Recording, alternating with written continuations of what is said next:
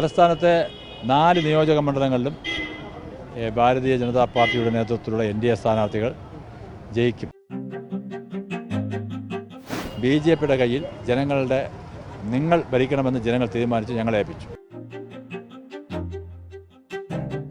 നഗരസഭാ തെരഞ്ഞെടുപ്പിൻ്റെ തുടർച്ചയായിട്ടുള്ള വിജയങ്ങളാണ് ഇനി അങ്ങോട്ട് ഉണ്ടാകാൻ പോകുന്നത്.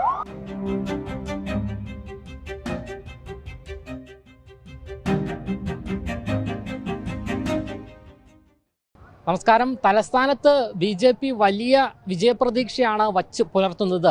അങ്ങനെ പറയാൻ കാരണം തദ്ദേശ തെരഞ്ഞെടുപ്പിൽ നഗരസഭയിൽ BJP അധികാരം പിടിച്ചതിന് ശേഷമുള്ള ആദ്യ നിയമസഭാ തെരഞ്ഞെടുപ്പാണിത് നടക്കുന്നത്.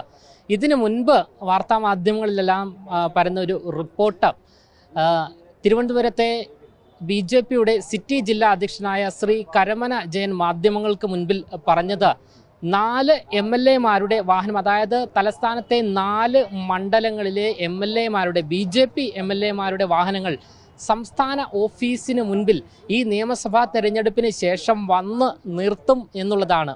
എന്തായാലും വലിയ ഉറച്ച വിശ്വാസവും പ്രതീക്ഷയും കോൺഫിഡൻസുമാണ് BJPക്ക് നിലവിൽ ഉള്ളത്. ഈ ഒരു കാര്യം പറഞ്ഞ, അതായത് 4 MLA-മാരുടെ വാഹനം BJP സംസ്ഥാന ഓഫീസിൻ്റെ മുൻപിൽ എത്തിച്ചേരും എന്ന് പറഞ്ഞ ആൾ തന്നെ ഇപ്പോൾ മറുനാടനോട് പ്രതികരിക്കുകയാണ്. സ്ഥാനാർത്ഥിയായില്ലല്ലോ, സ്ഥാനാർത്ഥിയാവാൻ പോകുന്നേ ഉള്ളൂ എന്നാണ് അറിവ്. പക്ഷെ പാർട്ടിയുടെ തീരുമാനം വന്നാലേ സ്ഥാനാർത്ഥിയാവുള്ളൂ. സോഷ്യൽ മീഡിയയിലൊക്കെ ഇങ്ങനെ ഒരു പോസ്റ്റർ, അത് എൻ്റെ പേര് സജീവമായി പരിഗണിക്കുന്നതുകൊണ്ട് സോഷ്യൽ മീഡിയയും മാധ്യമങ്ങളും മാധ്യമ സുഹൃത്തുക്കളൊക്കെ പ്രഖ്യാപിച്ചതാണ്. പക്ഷേ പാർട്ടിയുടെ പാർലമെൻ്ററി ബോർഡ് കൂടി തീരുമാനിച്ച് പാർട്ടി പ്രഖ്യാപിക്കുമ്പോഴേ പാർട്ടി സ്ഥാനാർത്ഥിയാവും. തലസ്ഥാനത്ത് BJPയുടെ ഒരു വിജയപ്രതീക്ഷ എങ്ങനെയാണ്? തലസ്ഥാനത്തെ 4 നിയോജക മണ്ഡലങ്ങളിലും ഭാരതീയ ജനതാ പാർട്ടിയുടെ നേതൃത്വത്തിലുള്ള NDA സ്ഥാനാർത്ഥികൾ ജയിക്കും. ഉറപ്പാണ്. എത്ര സീറ്റാണ്?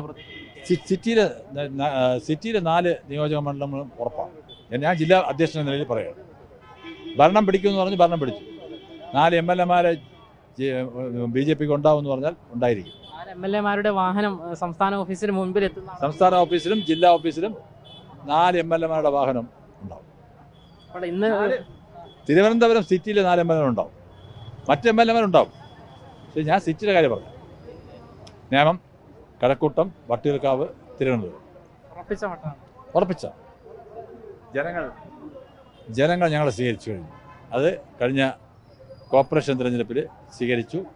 BJPയുടെ കയ്യിൽ ജനങ്ങളുടെ നിങ്ങൾ ഭരിക്കണമെന്ന് ജനങ്ങൾ തീരുമാനിച്ച് ഞങ്ങളെ ഏൽപ്പിച്ചു.